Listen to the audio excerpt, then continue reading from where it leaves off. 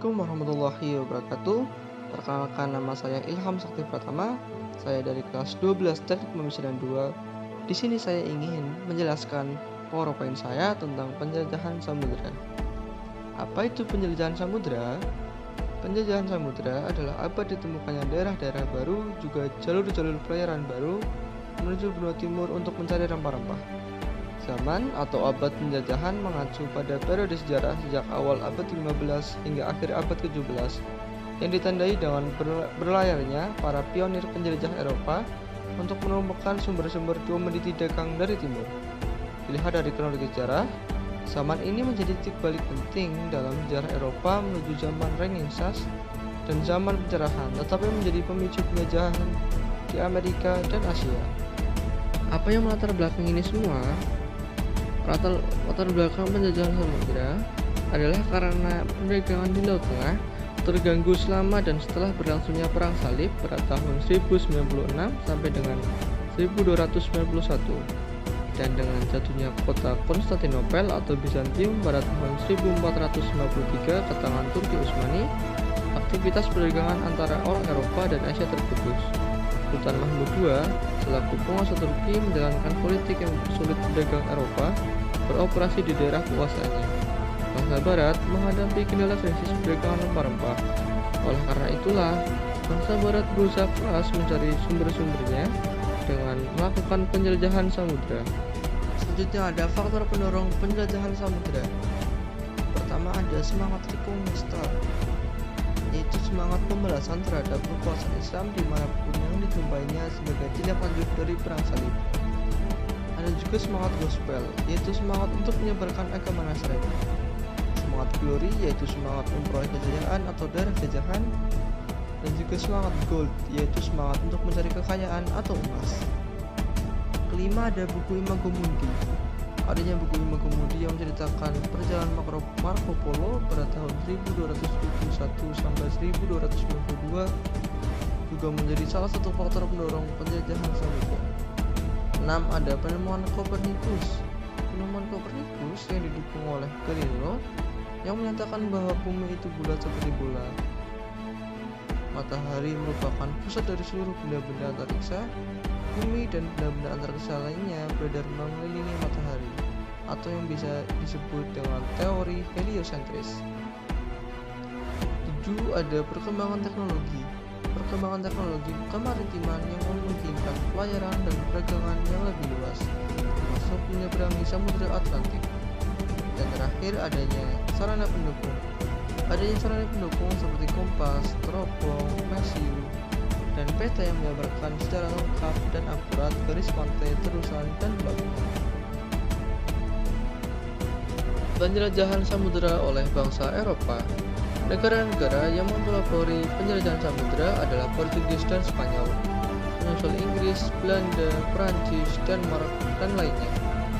Untuk menghindari persaingan antara Portugis dan Spanyol, maka pada tanggal 7 Juni 1494 lahirlah Perjanjian Tordesillas. Paus membagi daerah kekuasaan di dunia non-Kristiani menjadi dua bagian, dengan batas garis demokrasi atau khayal yang membentang dari kutub utara ke kutub selatan. Daerah sebelah timur garis khayal adalah jalur atau kekuasaan Portugis, sedangkan daerah sebelah barat garis khayal adalah jalur Spanyol.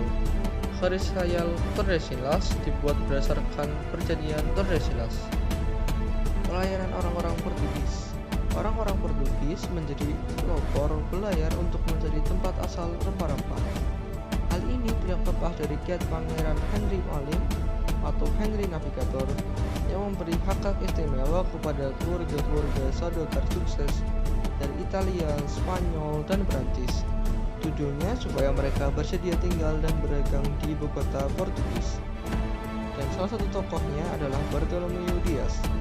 Bartolomeu Dias berangkat dari Lisbon, Portugis pada bulan Agustus 1487.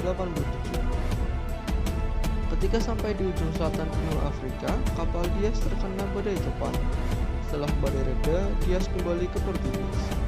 Oleh Dias dan rombongannya, ujung selatan benua Afrika dinamai Tanjung Badai. Namun Raja Portugal João II mengganti namanya menjadi Tanjung Harapan atau Cape of Good Hope karena untuk menayangkan kesan menakutkan dan tempat tersebut dianggap memberikan harapan bagi bangsa Portugis untuk menemukan Hindia. Tokoh selanjutnya pelayaran Portugis adalah Vasco da Gama. Pada tanggal 8 Juli 1497, Raja Portugis Manuel I memerintahkan Vasco da Gama mengikuti jejak Dias. Ekspedisinya dilakukan melalui laut sepanjang pantai Afrika Barat. Dalam pelayarannya, Vasco da Gama sempat singgah di pantai Afrika Timur. Atas petunjuk Mualimur, da Gama melanjutkan ekspedisinya memasuki Samudra Hindia dan Laut Arab. Perjalanan Vasco da Gama tiba di Kalkuta pada tanggal 22 Mei 1498. Di Kalkuta, Vasco da Gama berupaya mendirikan pos perdagangan. Ia membeli rempah-rempah untuk dikirim ke Portugis dan sebagian dijual ke negara-negara Eropa lainnya. Tokoh terakhir pelayaran Portugis adalah Alfonso de Albuquerque. Setelah beberapa lama menduduki Kalkuta, orang Portugis sadar bahwa penghasil rempah-rempah bukan India. Ada tempat lain yang menjadi pusat perdagangan rempah-rempah di Asia, yaitu Malaka. Oleh karena itu, ekspedisi ke timur dilanjutkan kembali. Bagi Portugis, cara termudah menguasai perdagangan di sekitar Malaka adalah dengan cara merebut atau menguasai Malaka. Oleh karena itu, dari Kalkuta, Portugis mengirimkan ekspedisi ke Malaka di bawah pimpinan Alfonso de Albuquerque. Ekspedisi de Albuquerque tersebut berhasil menaklukkan Malaka pada tahun 1511. Selanjutnya ada dari Spanyol, dan salah satu tokohnya adalah Christopher Columbus. Pada tanggal 3 Agustus 1492, dengan menggunakan 3 buah kapal yaitu Santa Maria, Nina, dan Pinta, Columbus mulai berlayar mencari sumber rempah-rempah di dunia timur. Setelah berlayar lebih dari 2 bulan mengarungi Samudra Atlantik, sampailah Columbus di Pulau Guanahani yang terletak di Kepulauan Bahama, Karibia. Ia merasa telah sampai di Kepulauan Hindia Timur yang merupakan sumber rempah-rempah. Ia menamai penduduk asli di kawasan itu sebagai Indian. Selanjutnya, Kepulauan Bahama dikenal sebagai Hindia Barat. Columbus bersama seorang penyelidik bernama Amerigo Vespucci antara tahun 1492 sampai 1504 berlayar terhitung 4 kali. Mereka menemukan benua baru yang diberi nama Amerika. Jadi penemu benua Amerika adalah Christopher Columbus. Tokoh pelayaran Spanyol selanjutnya ada Ferdinand Magellan. Pada tanggal 10 Agustus 1519, Magellan berlayar ke barat didampingi oleh Kapten Juan Sebastian Elcano dan seorang penulis dari Italia yang bernama Pigafetta. Penulis inilah yang mengisahkan perjalanan Magellan mengelilingi dunia yang membuktikan bahwa bumi itu bulat seperti bola. Pada tahun 1520, setelah menyeberangi Samudra Pasifik, sampailah rombongan Magellan di Kepulauan Masamba. Kepulauan ini kemudian diberi nama Filipina, yang mengambil nama dari Raja Spanyol Philip II. Dalam suatu pertempuran melawan orang Motan, Magellan gugur pada tanggal 27 April 1521. Akibat peristiwa itu, rombongan bergegas meninggalkan Filipina, dipimpin oleh Sebastian Elcano, menuju Kepulauan Maluku. Magellan dianggap sebagai orang besar dalam dunia pelayaran karena menjadi orang yang pertama kali berhasil mengelilingi dunia. Raja Spanyol memberi hadiah sebuah tiruan bola bumi. Pada tiruan bola bumi itu dililitkan kitab bertuliskan, "Engkaulah yang pertama kali mengitari diriku." Yang selanjutnya ada tokoh-tokoh pelayaran dari Inggris. Yang pertama ada Sir Francis Drake. Pada tahun 1577, Drake berangkat berlayar dari Inggris ke arah barat.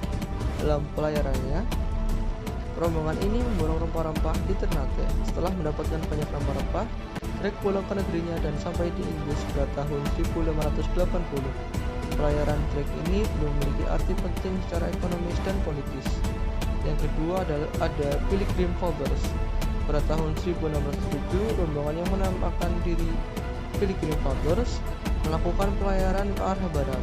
Kapal yang bernama Mayflower berhasil membawa rombongan ini mendarat di Amerika Utara. Yang ketiga ada Sir James Lancaster.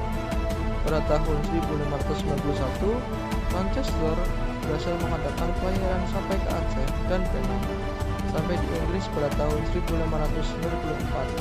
Pada bulan Juni 1602, Lancaster dan maskapai perdagangan Inggris berhasil tiba di Aceh dan terus menuju Banten. Di Banten, dia mendapatkan izin dan mendirikan kantor dagang. Yang keempat ada Sir Henry Middleton. Pada tahun 1604, pelayaran kedua yang dipimpin oleh Sir Henry Middleton berhasil mencapai Ternate, Tidore, Ambon, dan Banda. Terjadi persaingan dengan VOC. Selama tahun 1611 sampai 1617, orang-orang Inggris mendirikan kantor dagang di Sukadana, Kalimantan Barat Daya, Makassar, Jayakarta, Jepara, Aceh, Pariaman, dan Jambi. Yang kelima ada William Dampier. Pada tahun 1688, Dampier melakukan pelayaran dan berhasil mendarat di Australia. Ia terus melanjutkan pelayarannya dengan menelusuri pantai ke arah utara. Yang keenam ada James Cook. Pada tahun 1770, Cook berhasil mendarat di pantai timur Australia dan menjelajahi pantai Australia secara menyeluruh pada tahun 1771. Oleh karena itu, James Cook sering dikatakan sebagai penemu benua Australia. Yang terakhir ada pelayaran orang-orang Belanda, dan tokoh yang pertama ada Barents. Pada tahun 1594, Barents mencari daerah timur atau Asia melalui jalur lain, yaitu ke utara. Perjalanan Barents terhambat karena air laut yang membeku sesampainya di kutub utara. Ia berhenti di sebuah pulau yang dikenal dengan nama Pulau Novaya Zemlya. Kemudian memutuskan untuk kembali, tetapi meninggal dalam perjalanan. Kedua ada Cornelis de Houtman. Pada tahun 1595, de Houtman dengan 4 buah kapal yang memuat 249 orang awak beserta 64 meriam memimpin pelayaran mencari daerah asal rempah-rempah ke arah timur, mengambil jalur seperti yang ditempuh oleh Portugis. Pada tahun 1596, Cornelis de Houtman bersama rombongannya sampai di Indonesia dan mendarat di Banten. Terakhir ada Abel Tasman. Abel Tasman berlayar mencapai perairan di sebelah tenggara Australia. Pada tahun 1642, ia menemukan sebuah pulau yang kemudian dikenal dengan nama Pulau Tasmania. Kesimpulan yang dapat diambil, sejak abad ke-13, rempah-rempah memang merupakan bahan dagang yang sangat menguntungkan. Hal ini mendorong orang-orang Eropa berusaha mencari harta kekayaan ini sekalipun menjelajah samudra. Keinginan ini diperkuat dengan adanya jiwa penjelajah. Bangsa Eropa dikenal sebagai bangsa penjelajah, terutama untuk menemukan daerah-daerah baru. Mereka berlomba-lomba meninggalkan Eropa. Mereka yakin bahwa jika berlayar ke suatu arah, mereka akan kembali ke tempat semula. Selain itu, orang-orang Eropa, terutama Portugis dan Spanyol, yakin bahwa di luar Eropa ada Prestor John atau kerajaan dan penduduknya beragama Kristen. Oleh karena itu, mereka berani berlayar jauh. Mereka yakin bahwa bertemu dengan orang-orang seagama. Terima kasih atas waktunya. Mohon maaf jika ada salah kata yang kurang mengenakan. Wassalamualaikum warahmatullahi wabarakatuh.